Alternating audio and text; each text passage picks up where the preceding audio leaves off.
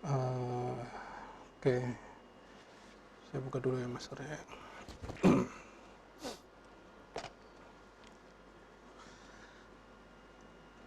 Oke, Bismillahirrahmanirrahim. Assalamualaikum warahmatullahi wabarakatuh. Gimana kabarnya semua hari ini? Ya, saya ucapkan pertama-tama selamat datang di SMK Informatika Al-Irsyad Al-Islam ya, Kota Cirebon. Ya, selamat datang siswa-siswa baru ya yang sudah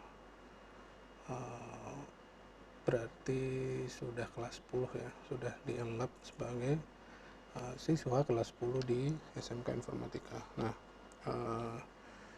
kebetulan yang kali ini kalian masuk di jurusan multimedia ya, jurusan multimedia. Oke, perkenalkan ya, nama saya Raditya Nuzul Pradana ya, sebagai diamanahin sebagai kepala kompetensi keahlian multimedia ya. Nah, di sini untuk jurusan multimedia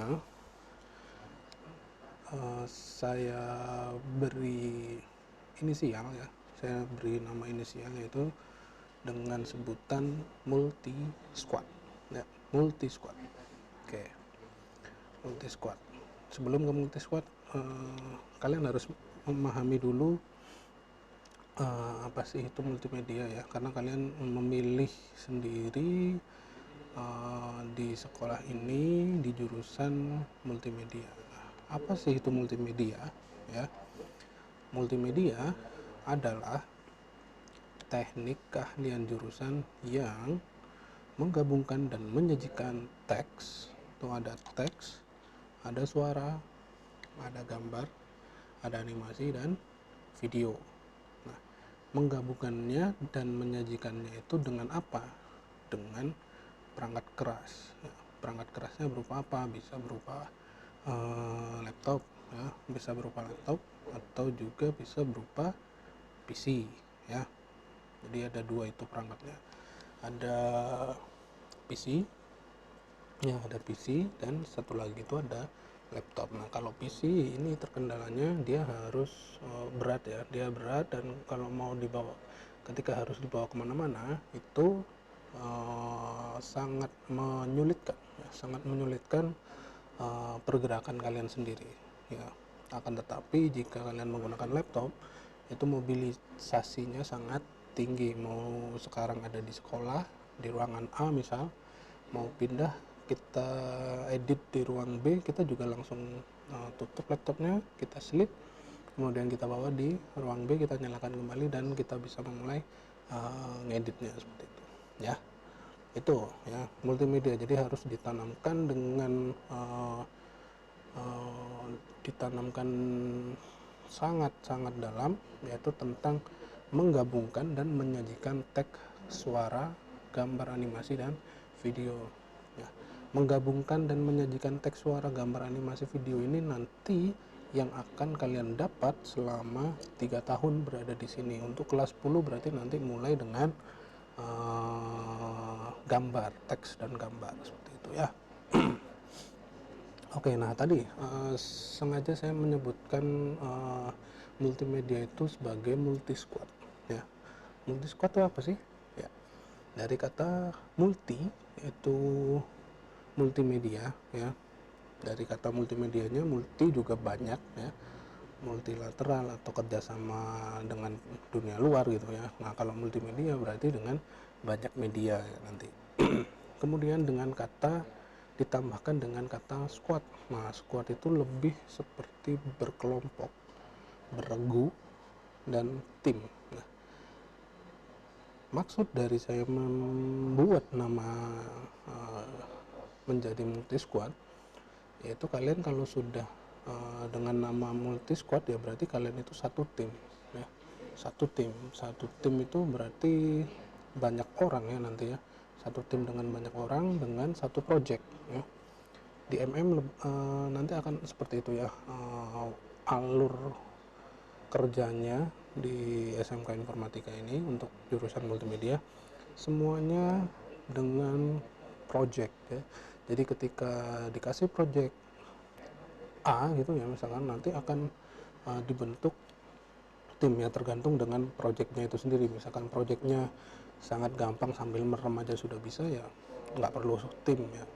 Tim di sini adalah satu kelas itu ya, yang nanti bersama-sama ketika masuknya bareng ya, berarti nanti di kelas 12 lulusnya juga harus bareng ya. Nah, multi squad itu saya wajibkan ya untuk kelas, ya kalau kelas 10 kalian mungkin masih ini ya, masih bingung gitu ya. Mungkin nanti di kelas 11. Di kelas 11 harus sudah mulai memikirkan, jadi namanya seperti ini nih. Ya, namanya seperti ini. Nah, dari generasi pertama itu memberi nama multi squad DP ya, Depredip itu ya singkatannya.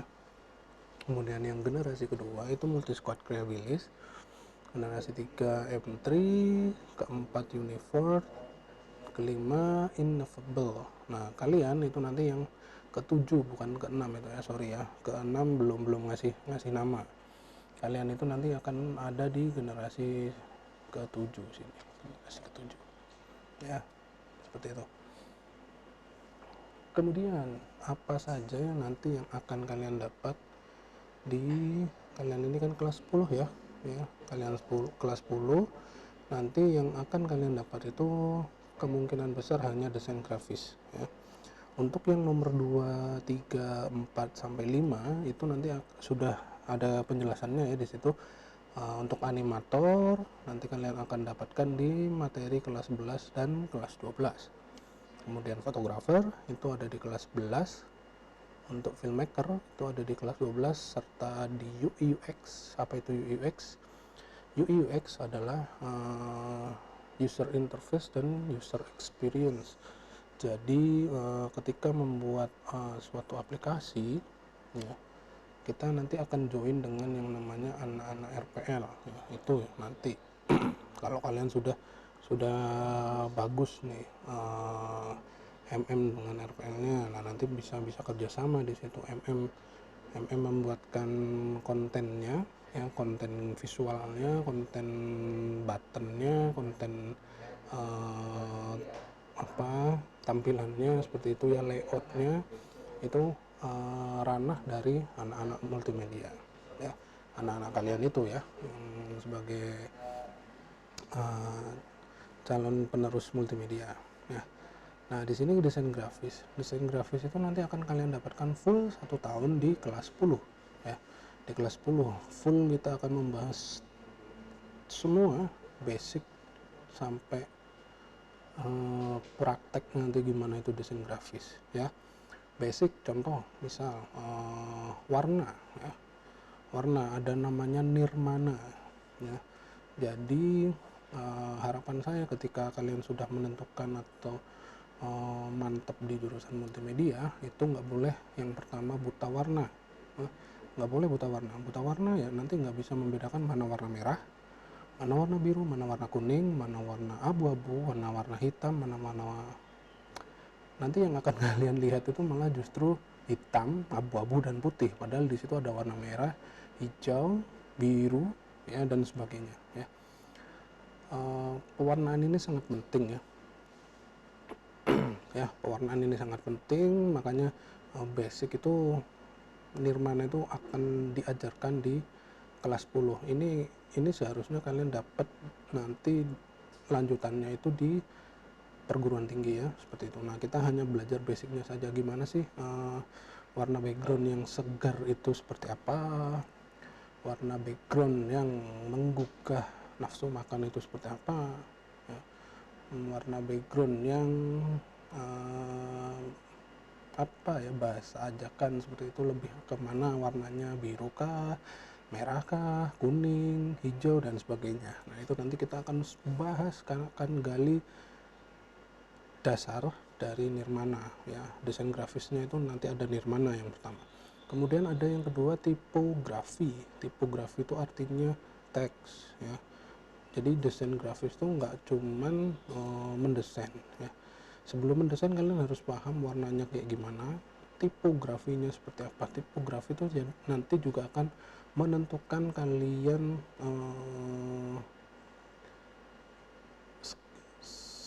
hard skill kalian di tangan seperti apa ya.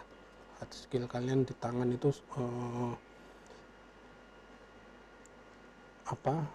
orangnya egois ya, orangnya santun, orangnya lemah lembut, itu kelihatan di rautan ya atau coretan di kertas nanti yang akan kalian buat.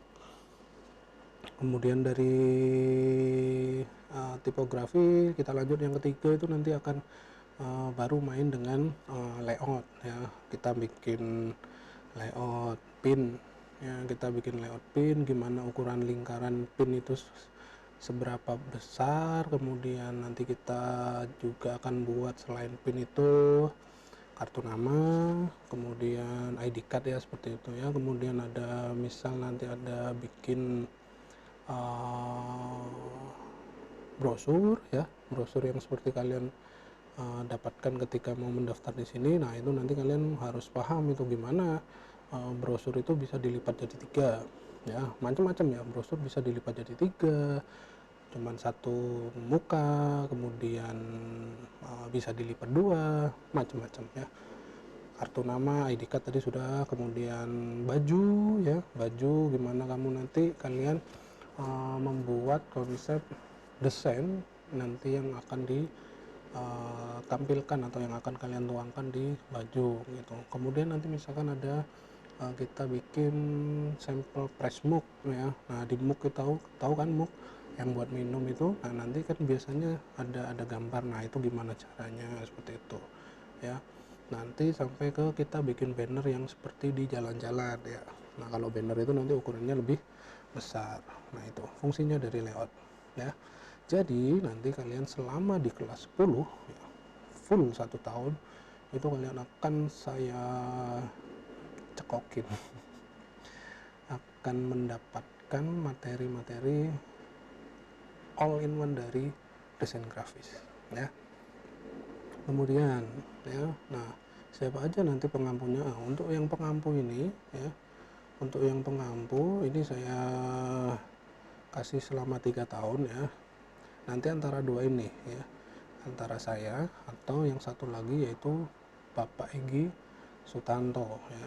Nah, ini nanti yang akan membersamai atau mengarahkan siswa-siswa multimedia baik dari kelas 10, kelas 11 maupun kelas 12. Ini guru pengampunya, silahkan dihafalkan, diingat-ingat namanya. Untuk mukanya nggak saya tampilkan, nanti kalian tinggal ketemu langsung di sekolah atau ketika ada perkenalan ya nanti ya dengan guru-guru. Nah, kemudian di multimedia itu saya menyebutnya alat tempur ya, atau tools. Kalau di software ada toolsnya apa aja kayak gitu ya. Toolsnya cuma sederhana, sangat singkat, ada 3: hardware, software, dan brainware ya. Untuk hardware, nah di sini saya agak sedikit gini ya, berharap kalian nanti bisa mempunyai atau kalaupun nggak bisa mempunyai, kalian bisa minjam ya, minjam seperti itu. Nah, untuk yang bisa memiliki, yang mau punya seperti itu, spek atau spesifikasi minimum dari jurusan multimedia itu yaitu yang pertama prosesornya ya. Prosesornya itu minimal sekali Core i5 atau kalau Intel itu ya Core i5. Kalau AMD nanti kalian boleh pakai yang AMD Ryzen, minimal yang AMD Ryzen ya, AMD Ryzen 3 seperti itu. Itu untuk prosesornya. Kemudian untuk VGA-nya, VGA untuk Intel biasanya dengan Nvidia. AMD pun juga kadang pakai Nvidia, tapi kalau untuk yang AMD Ryzen ini kerjasamanya biasanya sudah dengan AMD-nya, ya, sudah dengan AMD-nya, ya. Beda dengan Intel. Kalau Intel ya Nvidia, kalau AMD Ryzen ya dengan AMD-nya nanti. Sama-sama yang 2 GB ya, yang 2 GB. Kemudian ada RAM ya, ada RAM. RAM-nya itu sebesar 8 GB.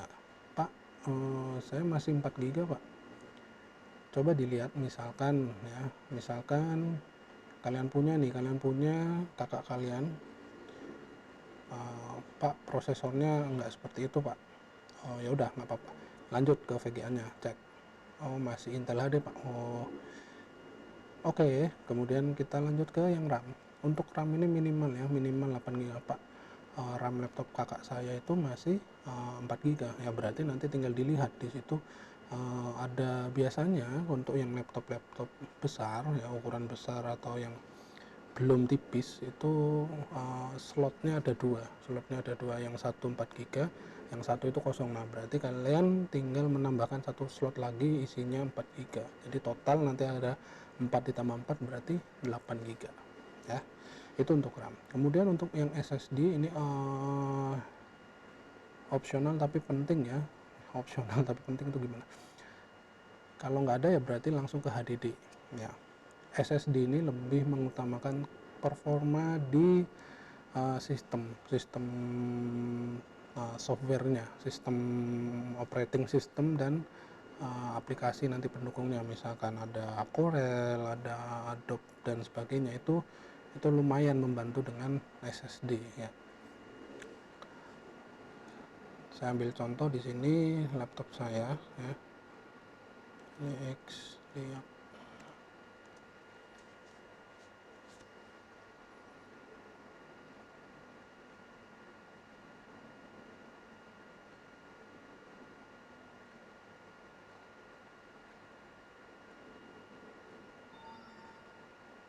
Ya, ada di XD ya, belum nampil ya. Nah ini, di sini kebetulan saya lebih tinggi dari spek yang minimalnya itu. Kemudian memori saya ini 16 GB ya, karena ada 2 slot saya isi 88 jadi 16 GB. Kemudian harddisk saya itu sudah menggunakan SSD ya, harddisk saya sudah menggunakan SSD. Di sini bisa kalian lihat. Oh sorry.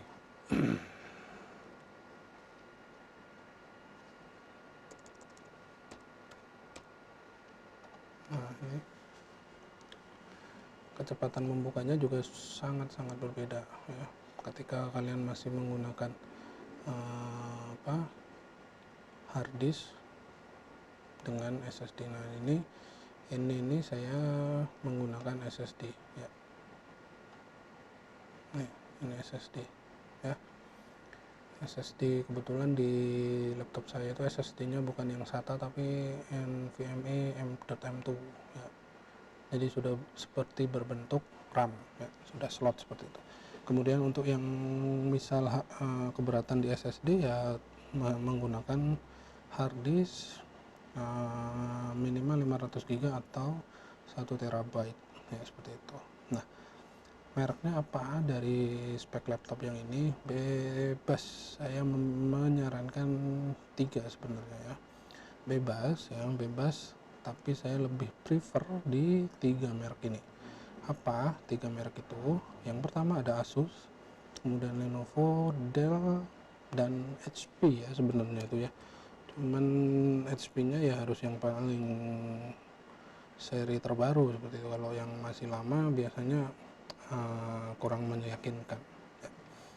Nah ini hardware, silahkan bisa kalian screenshot nih hardware, kemudian nanti mungkin orang tua kalian bisa mengusahakan ya alhamdulillah ya, tapi harapan besar saya sih minimal kalian punya ya, seperti itu.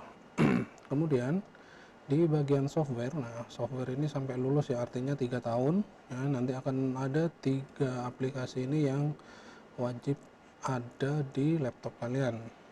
Yang pertama apa? Adobe ya.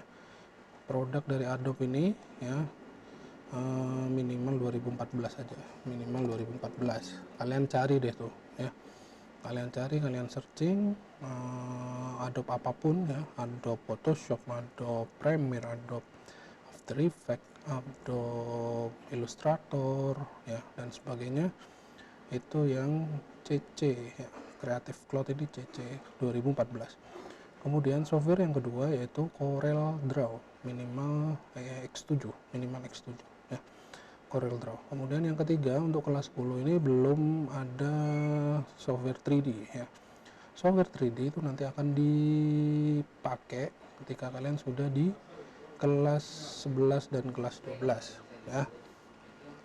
Kemudian peralatan tempur yang ketiga, yang terakhir, yaitu otak kalian atau ide kreatif kalian atau brainware, bahasa komputernya ya, bahasa teknisnya seperti itu. Nah, di brainware ini ada 3 juga. Yang pertama ide kreatif ya, jadi anak MM itu nggak boleh nggak kreatif ya, ingat itu. Kalian masuk MM kayaknya enak ya, ya ini harga yang harus dibayar harus punya ide kreatif ya. Kalau nggak punya ide kreatif bagaimana? Kalau nggak punya ide kreatif ya saya yakin di MM-nya nggak akan maksimal ya, mentok segitu aja ya. Kemudian yang kedua, dari ide kreatif ini dibangunlah tim yang solid ya. Tim yang solid seperti yang saya bilang dari awal tadi, multi squad, artinya kalian punya tim, punya regu, punya kelompok di situ ya, disolidin, bikin ide kreatif, kembangkan ya. Kemudian yang terakhir adalah tidak ada kesalahan ya. Salah boleh ya, tapi langsung segera dikoreksi ya. Salah itu biasanya karena diburu-buru waktu ya, nggak disiplin, itu menghasilkan kesalahan. Tapi kalau kalian teratur di situ, project A dikumpulkan 3 hari ke depan, kumpulkan ya. Tapi kalau kalian nyantai, kalian nggak disiplin di situ, ya sudah, ini nanti akan mengimbas ke sini dan ke ide kalian ya, akan mati perlahan-lahan kalau bahasanya seperti itu. Kemudian ya, dari peralatan tempur tadi, yang selanjutnya yaitu target capaian ya. Target capaiannya ada 2 ya. Yang pertama itu kalian harus mahir ya, harus mahir berarti di kelas 10, kelas 11 maupun di kelas 12 ya. Kenapa saya bilang harus mahir ya? Namanya juga anak-anak kalian masuk di sini tuh menengah kejuruan ya. Apa yang membedakan antara SMK dengan SMA? Nah, kalau kalian SMK itu diberikan skill ya, berarti harus mahir di situ ya. Nggak mungkin montir ya, montir yang ada di dealer-dealer seperti itu, atau kamera person atau kameramen nih ya, kita bicara multimedia. Nggak mungkin sih kameramen itu akan mahir ngezoom in, zoom out, kemudian cekatan, stabil dalam membawa kamera besarnya. Itu kalau nggak mahir ya nggak bisa ya. Mahir itu bagaimana? Mahir itu ya tadi ada proses-prosesnya, nggak boleh salah, timnya harus bagus, ide atau akalnya dipakai seperti itu ya, buat mikir ya, bukan buat ngegame aja ya, seperti itu. Kemudian yang kedua, mengimplementasikan. Jadi kalau sudah mahir, wah saya udah mahir tapi nggak pernah praktek. Mahir tapi nggak pernah praktek, ya udah, kalian nggak bisa megang kamera yang mau dioperasikan untuk merekam gambar seperti itu. Jadi capaiannya tuh ya dua, kalian mahir multimedia, mahir desain, mahir animator, mahir filmmaker ya tadi, mahir fotografi, kemudian mahir UX ya. Kemudian mampu mengimplementasikan itu tadi ya. Desain grafisnya kayak gimana, disuruh bikin desainmu sama klien harus bisa. Ada klien mau bikin animasi, bikin. Ada klien mau bikin foto wisuda atau pas foto, kalian yang ngambil seperti itu ya. Itu target capaiannya. Nah ini mahir yang saya ini kan ya. Nah ini nanti bekal kalian itu ya kuliah atau bekerja. Di perkuliahan pun masih banyak dari sekolah-sekolah lain itu yang masih belum maksimal tingkat kemahirannya maupun mengimplementasikannya seperti itu ya. Kalian masuk sini itu nanti ya semoga kalian bisa ikut beradaptasi dan bisa jadi mahir serta mampu mengimplementasikan ya. Nah, peluang bisnis ya. Peluang bisnis untuk jurusan multimedia itu apa ya? Jadi buat saya kasih gambaran ya sebelum saya tutup untuk materi hari ini ya. Perkenalan dengan saya. Peluang bisnis untuk jurusan multimedia. Tadi yang pertama itu bukan yang pertama ya, yang saya sampaikan menu MM ini ya, fotografer ya. Kalian nanti akan bukan fotografer, jadi filmmaker ya, jadi filmmaker. Jadi filmmaker kalian harus bisa nanti gimana jadi bisa menjadi sutradara, produser, kemudian teknik syuting itu bagaimana, kemudian membuat film-film pendek ataupun film-film panjang ya. Ini ranah peluang untuk nanti setelah kalian tamat ya atau sudah lulus dari sini, ini peluangnya jadi filmmaker. Kemudian yang kedua jadi desainer ya.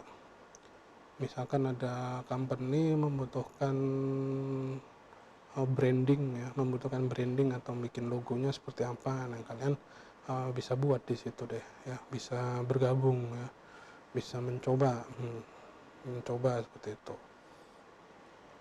Kemudian menjadi seorang fotografer jelas ya, kalau jadi filmmaker mau nggak mau harus belajar teknik fotografi ya, teknik fotografi. Nah nanti akan banyak sekali ya materi-materi tentang fotografer ya, tidak di kelas 1 tentunya. Makanya di kelas ketika kalian kelas 1 ini bersemangat nanti kita akan masuk di kelas 11 itu mulai belajar fotografi ya, fotografi. Oke. Kemudian selanjutnya apa? Menjadi seorang animator. Nah, jangan salah, hasil karya animasi yang ada di dunia ataupun yang pernah kalian lihat, ambil saja Transformer ya.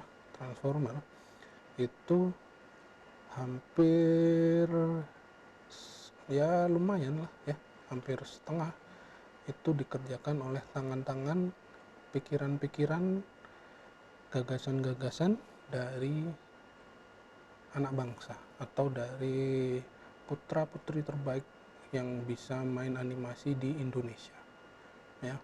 Bayangkan kalian lihat animasi Transformer, film Transformer itu yang real saja ya, bisa dikerjakan oleh orang Indonesia ya. Kalian orang Indonesia kan?